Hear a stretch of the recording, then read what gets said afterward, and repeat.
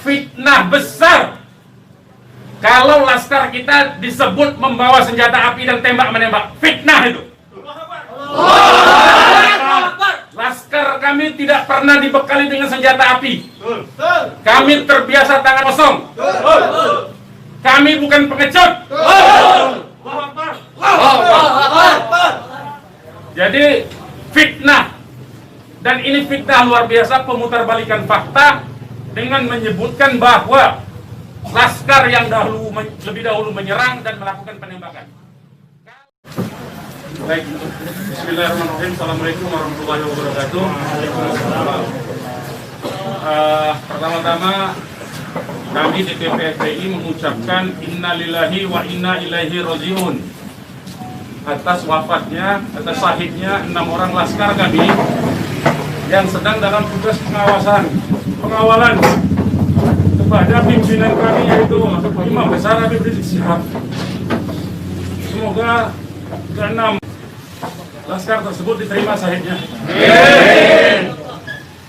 Yang kedua, kami sampaikan alhamdulillah Imam Besar kami bersama keluarga dan cucunya alhamdulillah dalam keadaan sehat. Amin. Ya. Dan saat ini sedang dalam pemulihan sebetulnya. Jadi saya di samping kanan saya perkenalkan dulu adalah Kiai Haji Sobri Lubis, adalah Ketua Umum DPP FPI. Di belakangnya adalah Panglima Laskar Pembela Islam Ustadz Maman Suryadi. Di belakang saya Wakil Panglima Laskar Pembela Islam Ustadz Jordan, dan ada pengurus FPI di belakang kita. Jadi pertama-tama saya mau sampaikan bahwa kami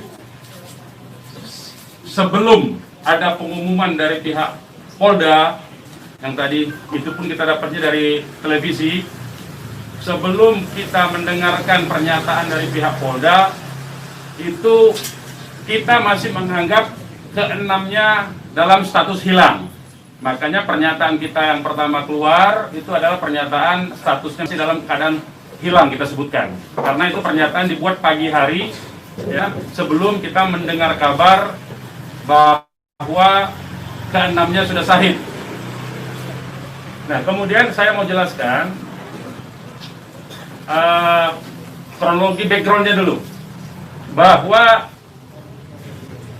beberapa hari yang lalu, ya, memang ada beberapa pengintai di Pondok Pesantren Habib Rizik, yaitu hari Jumat, ya.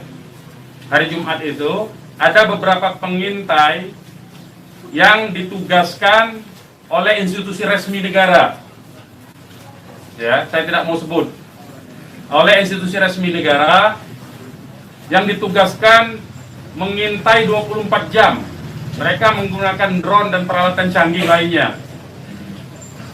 Dan kemudian ada komunikasi dari laskar yang menjaga Pondok Pesantren Habib Rizik di Megamendung itu dengan para pengintai. Karena kebetulan mereka terjebak dengan cara pengintaian mereka sendiri yang tidak profesional. Ada komunikasi antara laskar penjaga markas Syariah Megamendung dengan para pengintai. Ya. Ada 3 orang yang berhasil dikomunikasikan dan kita mendapatkan semua data-datanya. Ya, data-datanya kita dapatkan semua, identitasnya kita dapatkan semua, dan ternyata pengintaian itu bukan cuma terjadi di Megamendung, di lokasi Pondok Pesantren Habib Rizik, tetapi juga di Petamburan sini. Posisinya di sebelah sana, ya, posisi para pengintai. Ada foto-fotonya kita dapatkan. Kemudian juga di Sentul yang sempat dilakukan aksi demonstrasi. Artinya yang saya mau sampaikan di sini, Habib Rizik sejak kepulangannya memang diintai 24 jam. Ada 30 orang. Masih di Sentul, 10 orang di Megamendung. Jadi kita sudah tahu sebetulnya. Ya, kita sudah tahu. Nah, setelah proses hari Jumat itu, beliau bersama keluarga meninggalkan tempat istirahat beliau, tempat pemulihan beliau yang tadinya di Megamendung, beliau pindah ke Sentul, ya, pindah ke Sentul. Kemudian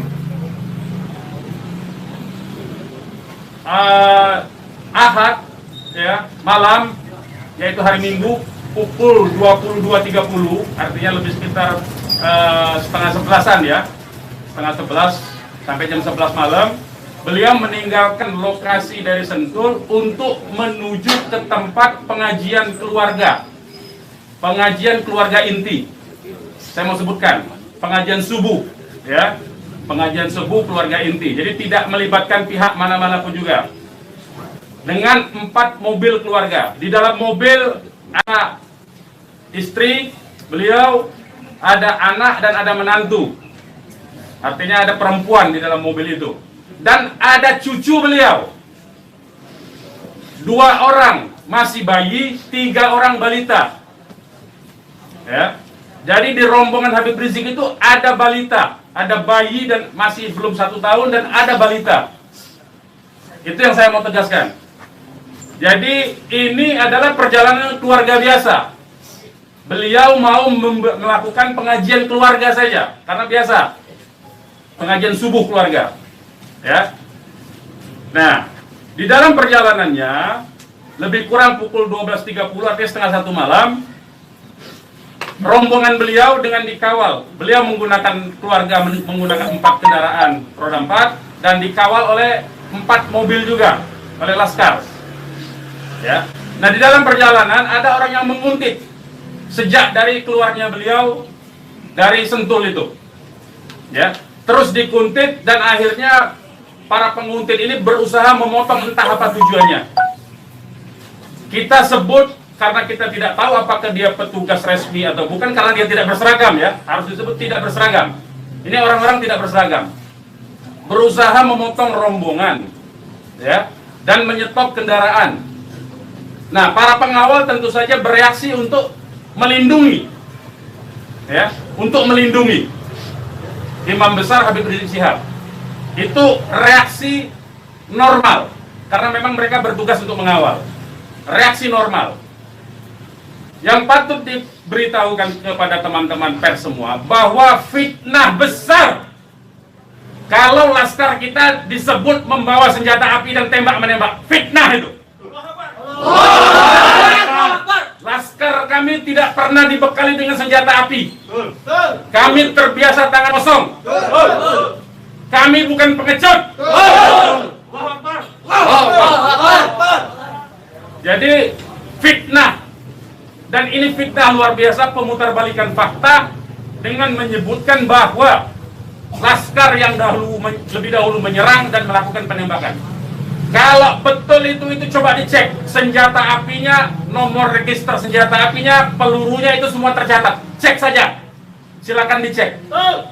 Pasti bukan punya kami, karena kami tidak punya akses terhadap senjata api dan tidak mungkin membeli dari pasar gelap. Ya, jadi bohong sama sekali.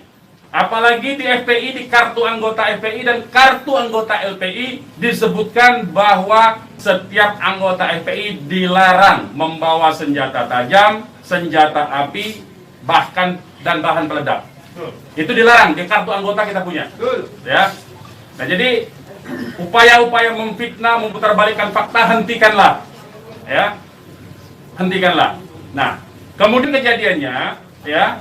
Kenapa kami menyatakan laskar kami dalam keadaan hilang? Karena memang kami belum tahu keberadaannya di mana. Itu membuktikan bahwa mereka dibunuh dan dibantai. Ya. Kalau sejak awal tembak menembak itu berarti dia tewasnya di tempat dong.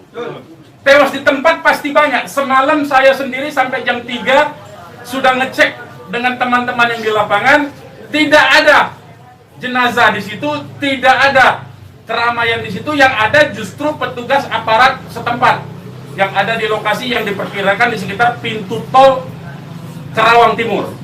Ya, di tengah malam itu saya suruh cek.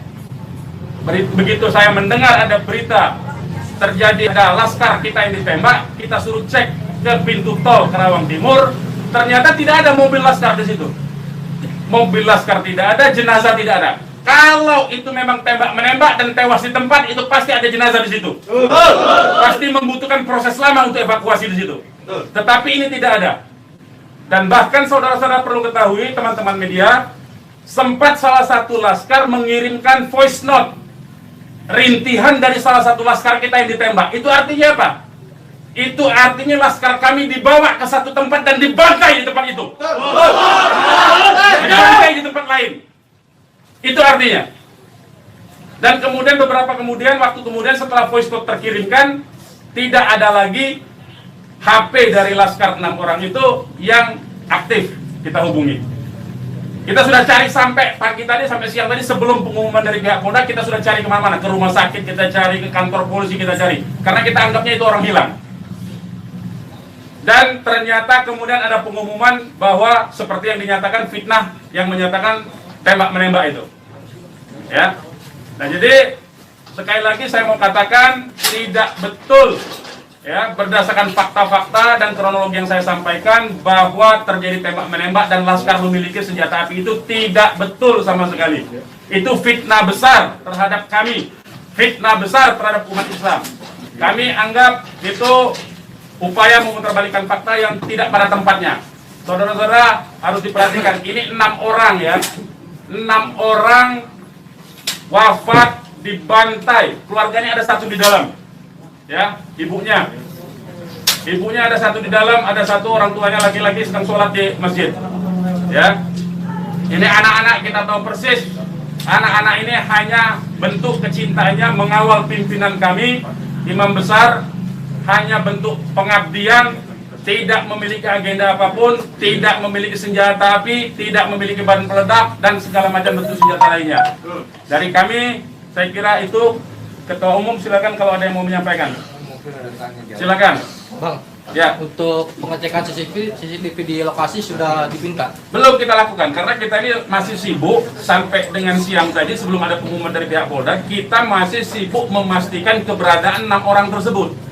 Ya. Jadi kita belum mengecek kemanapun, kita masih menelusuri kemana-mana tempat dari kemungkinan-kemungkinan itu dibawa, yaitu apakah rumah sakit, karena kita mendengar ada voice note yang tertembak, kan, rintihan dari salah satu korban yang ditembak, masih sempat didengarkan oleh laskar yang tetap mengawal, ya.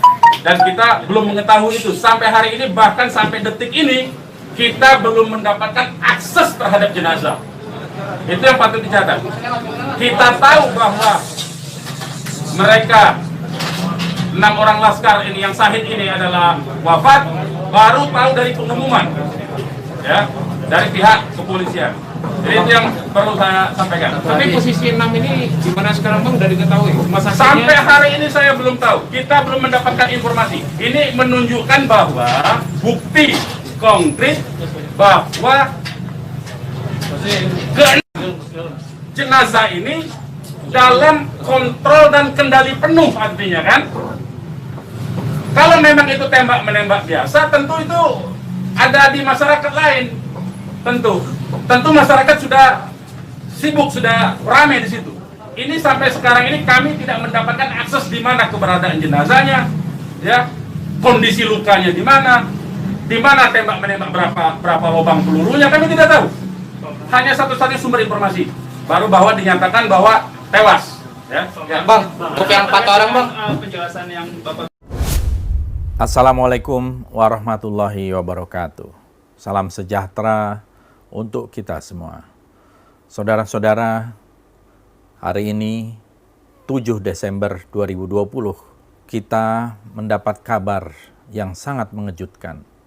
Ada 6 orang wafat, meninggal, syahid, anggota Front Pembela Islam.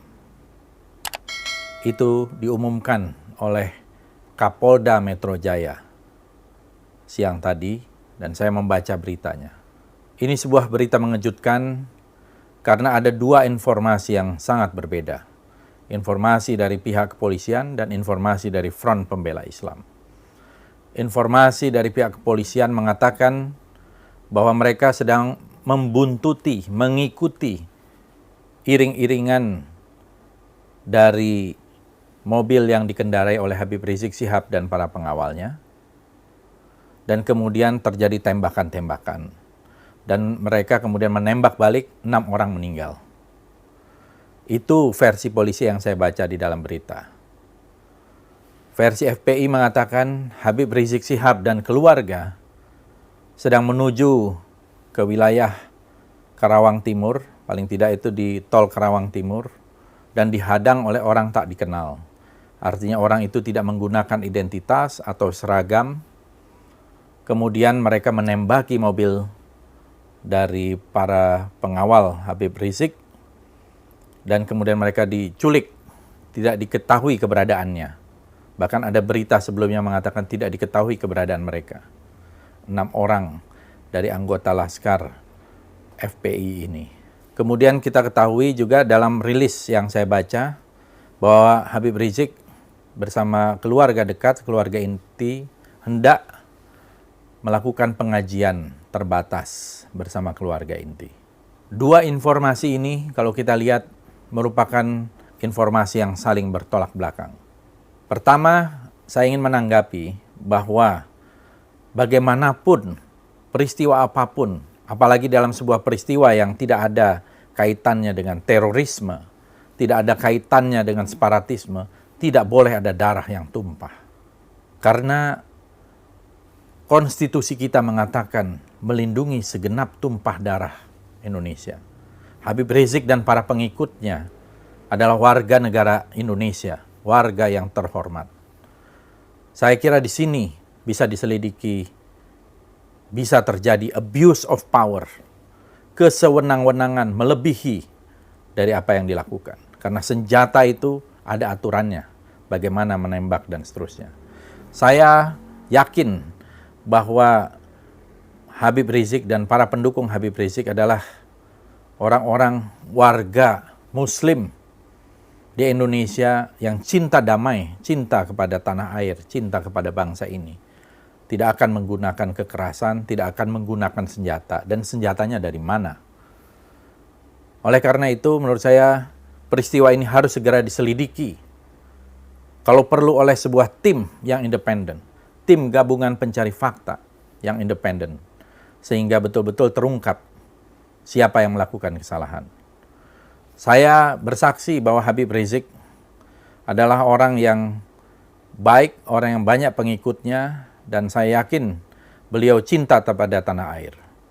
Tetapi belakangan ini dengan kedatangan beliau yang mendapatkan sambutan dari lautan manusia, kelihatannya ada yang merasa terganggu. Bahkan ada 2 Kapolda yang dicopot dan 2 Kapolres yang juga dicopot. Kenapa Habib Rizik harus dijadikan momok, harus dijadikan musuh dari aparat keamanan kita, dari pemerintah kita? Ada apa? Saya melihat Habib Rizik dicintai oleh banyak orang.